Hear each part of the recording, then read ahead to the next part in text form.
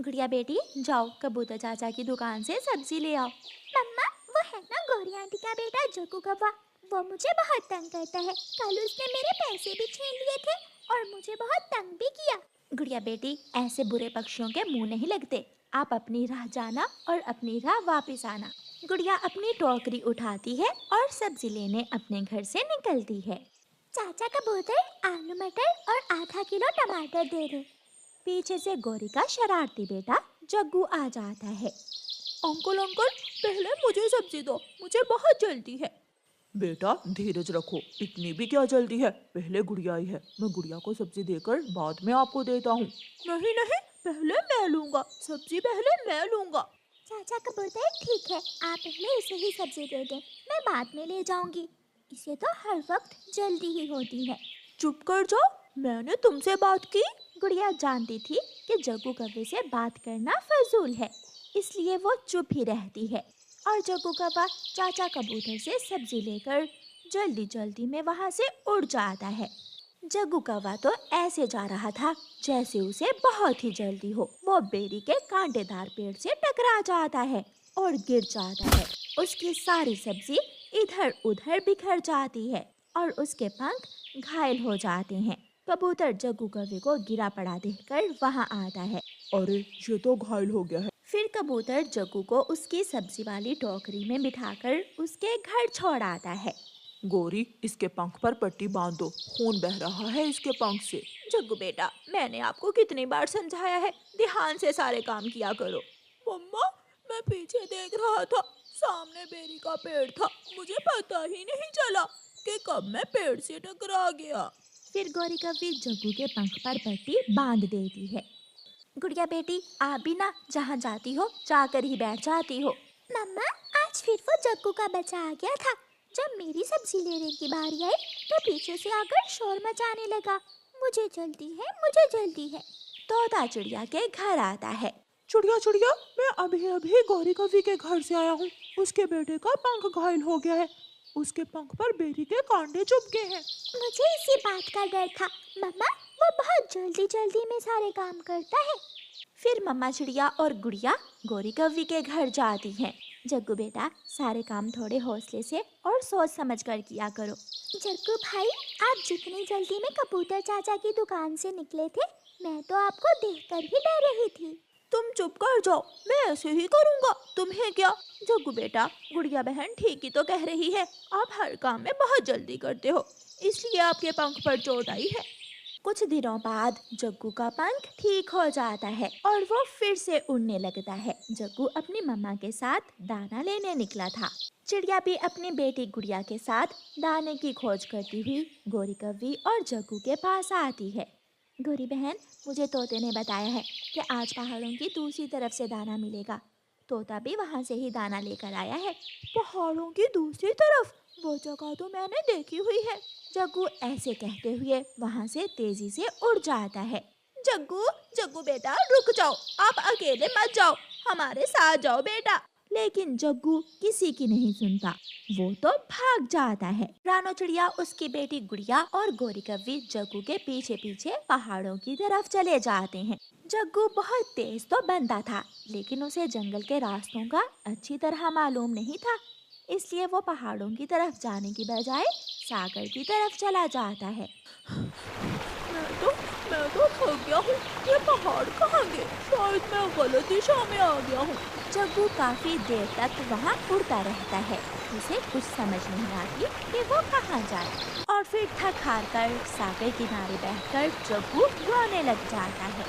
चिड़िया बहन, यहाँ तो जग्गू नहीं है। जग्गू, जग्गू बेटा, आप कहाँ हो?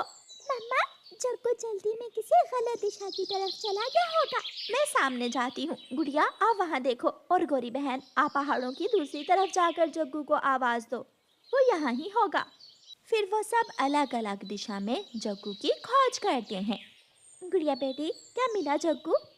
नहीं मम्मा, वो तो कहीं भी नहीं है। वो रास्ता भूल गया होगा। मुझे पता है, वो हर काम जल्दी जल्दी में करता है, इसलिए वो जल्दी जल्दी में गलत दिशा में चला गया होगा। गौरी कौवी भी थक हार कर वापिस आ जाती है। चिड़िया, जग्गू तो पहाड़ों की दूसरी तरफ भी नहीं है। अब मैं क्या करूं? कहाँ से ढूंढूं जग्गू को? गौरी बहन, आप चिंता ना करें, आप वापस घर जाएं। मैं और गुड़िया आपका दाना लेकर आती हैं। हो सकता है जग्गू वापस घर चला गया हो। शुक्रिया चिड़िया बहन, मेरा भी दिल यही कह रहा है कि जग्गू वापस घर ही चला गया होगा। गौरी कव्वी वापस घर चली जाती है। मम्मा चिड़िया और गुड़िया खेत से दाना ढूंढने लगती हैं।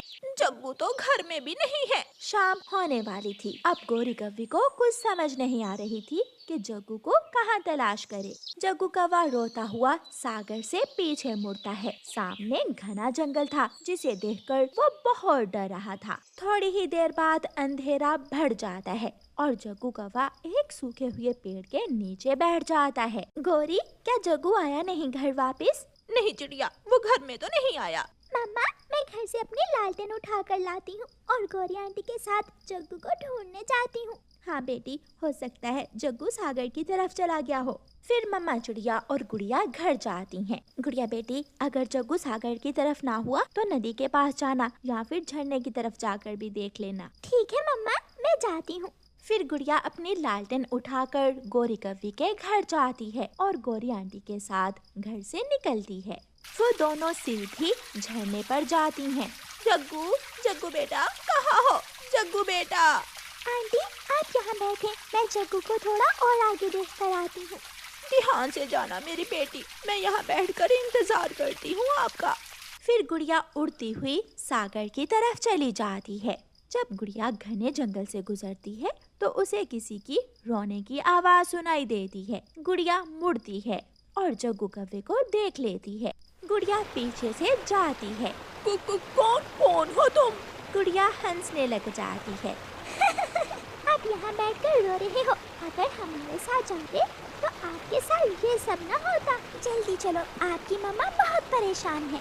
गुड़िया, मैं बहुत शर्मिंदा हूँ। आपने सच कहा, मैं जल्दी में गलत दिशा में चला गया था। मुझे ऐसा नहीं करना चाहिए था। फिर गुड़िया जग्गू को लेकर वापस उड़ती है। आगे आगे गुड़िया और पीछे पीछे जग्गू कौवा। गौरी कव्वी अपने बेटे को देखकर बहुत खुश होती है। कहाँ चला गया था मेरा जग्गू बेटा? बेटा जग्गू, दोबारा कभी ऐसा ना करना। मम्मा, मुझे माफ कर दे, मैं जान गया हूँ। और गुड़िया बहन, आज के बाद मैं हमेशा आपके साथ ही जाऊँगा, जहाँ भी जाऊँगा। और हर काम में जल्दी नहीं करनी। फिर वो सब घरों को चले जाते हैं। गुड़िया ने गौरी आंटी की मदद की थी, इसलिए वो बहुत खुश थी। चिड़िया उड़ते उड़ते दूर निकल गई थी। वो इंसानों की बस्ती की तरफ पहुंच जाती है। किसान और उसकी पत्नी अपने खेत में काम कर रहे थे। मैंने खेत में बीज डाल दिया है। अगर पक्षी बीज उठा कर ले गए तो हमारी फसल नहीं उगेगी। आप चिंता ना करें, चिड़िया आने ही वाली होगी। मैं चिड़िया को समझा दूंगी कि वो दूसरे पक्षियों को बता दे कि खेत से दाना ना उठाएं। चिड़िया भी वहाँ आ जाती है। छोटी चिड़िया, मैं कब से आपका इंतजार कर रही थी। माँ जी, क्या हुआ? सब ठीक तो है? हाँ चिड़िया, आप अपने दूसरे सब दोस्तों को बता दें कि वो हमारे खेत से दाना ना उठाएं, क्योंकि पिछली बार भी सारा दाना पक्षी उठा कर ले गए थे और हमारी फसल आधे से भी कम हुई थी। मगर माँ जी, हम पक्षी भूख से मरे, क्या करें हम? मैं हर रोज आप पक्षियों के लिए इस पेड़ पर दाना रख दिया करूँगी। आप सब बारी बारी आकर दाना खा लिया करना। ये सुनकर चिड़िया बहुत खुश होती है। ये तो बहुत अच्छा सोचा है आपने। ऐसे हम गरीब पक्षियों को भोजन भी मिल जाएगा और आपके खेत का नुकसान भी नहीं होगा। फिर चिड़िया वापस जंगल, किसान और उसकी पत्नी अपनी बैलगाड़ी जोतकर अपने घर चले जाते हैं। दोस्तों, मैंने आप सबको इसलिए बुलाया है कि कोई भी पक्षी किसान के खेत से दाना नहीं खाएगा। तो क्या हम भूखे मर जाएंगे? नहीं मिट्ठू, किसान की पत्नी एक बर्तन में दाना डालकर पेड़ पर रख दिया करेगी। हम उस बर्तन से दाना खा लिया करेंगे। क्या दिया करेगी किसान की पत्नी हमें? गौरी, मुफ्त में जो मिलेगा वही चलेगा। किसान की पत्नी बता रही थी कि पिछली बार हम पक्षियों ने उसके खेत से सारा दाना उठाकर खा लिया था, इसलिए उनकी फसल उगी ही नहीं थी। ऐसे चिड़िया अपने सारे दोस्तों को बताती है। और क्या बता रही थी छोटी चिड़िया? ये भी बताया कि किसान की पत्नी हमारे लिए बर्तन में दाना डालकर पेड़ पर रख दिया करेगी। बहुत मुश्किल है। मेरी तो आदत है घूम फिर कर दाना खाना, छीन कर खाना, किसी को तंग करके खाना। मुझसे रहा नहीं जाएगा। कालू जी, मैं भी यही सोच रही हूँ। चलो कल जाकर देखेंगे। फिर दूसरे दिन सब पक्षी इंसानों की बस्ती की तरफ जाते हैं। पेड़ पर एक बर्तन में किसान की पत्नी ने दाना रखा हुआ था। चिड़िया दाना खाती है, कबूतर भी खा लेता है। मिठू तो पहले ही दाना खा चुका था। सूखे चने खाकर गोरी मेरा तो पेट ही नहीं भरा। मुझे भी जरा स्वाद नहीं आया। किसान की पत्नी बहुत खुश थी क्योंकि सभी पक्षी पेड़ पर रखा हुआ उसका दाना खाकर चले गए थे। मैं ना कहती थी ये पक्षी बहुत अच्छे हैं, हमारी बात मान लेंगे और इस बार हमारी सारी फसल उगेगी। किसान और उसकी पत्नी फिर से काम में लग जाते हैं। कालू जी, मैं तो सोच रही हूँ किसान ने खेत में न जाने क्या बोया होगा। कोई सूरजमुखी के बीज या फिर आलू, सरसों के दाने या फिर कोई स्वादिष्ट बीज। मेरा तो दिल कर रहा है मैं कल किसान के खेत से ही दाना खाऊं। मेरा भी दिल ऐसे ही कर रहा है। दूसरे दिन चिड़िया गोरी कौवी और कालू कौवे को बुलाने आती है। गोरी बहन चले, किसान की पत्नी ने दाना रख दिया होगा। नहीं चिड़िया, आज हमें भूख नहीं है, आज हम नहीं जाएंगे। जैसे आपकी इच्छा। चिड़िया चली जाती है। थोड़ी देर बाद कौवा और कौवे भी घर से निकलते हैं। वो किसान के खेत के पास जाकर एक पेड़ के पीछे छुपकर बैठ जाते हैं। अभी किसान और उसकी पत्नी खेत में ही हैं। जब वो घर जाएंगे तो फिर हम खेत से दाना चुरा लेंगे।